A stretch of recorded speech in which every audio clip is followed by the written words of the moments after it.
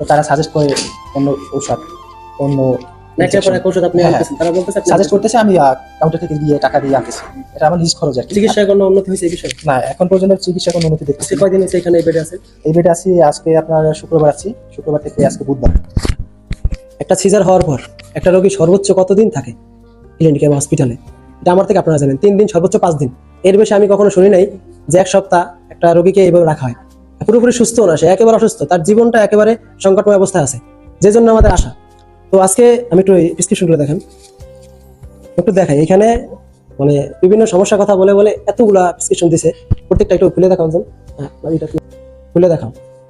এক দিস্তা খাতা হবে, এক দিস্তা খাতা হবে এখানে, এতগুলা প্রেসক্রিপশন এখানে দিচ্ছে। একটা খুলে দেখো, একটা না একসাথে দেখো। মানে দেখতে পাচ্ছেন যে এগুলো আর কি টোটালি আমরা ছবি তুলছি, সবগুলো আপনাদের দেখাবো, ইনবক্সে দিয়ে দেবো।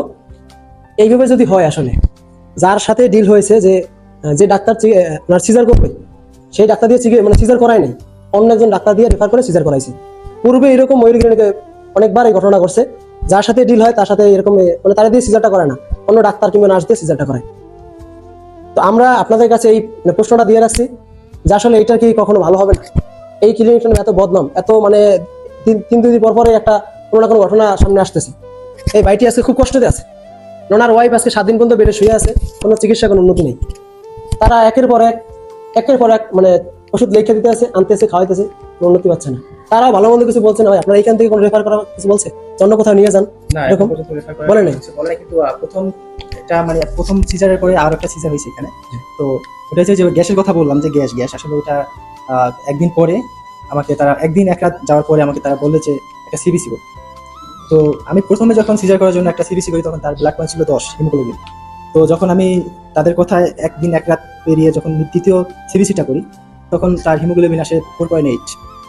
একদিন এক রাতে এতগুলো ডিফারেন্স কিভাবে সম্ভব?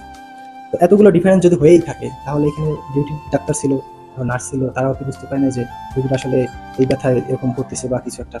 তারা বুঝতে পারেন। তারপরে আমাকে সেই রাতে ইমার্জেন্সি ভাবে 2 থেকে 3 ব্যাগ ব্লাড ম্যানেজ করে দিতে হয়।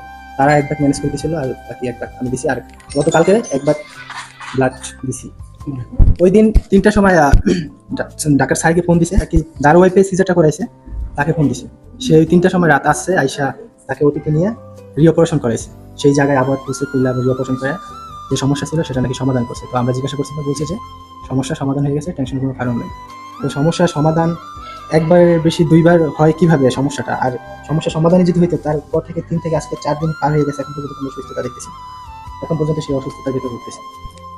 আসলে এটা আপনাদের কাছে একটা দাবি যে এরকম ভুল চিকিৎসা যেন এখানে আর কখনোই না হয়।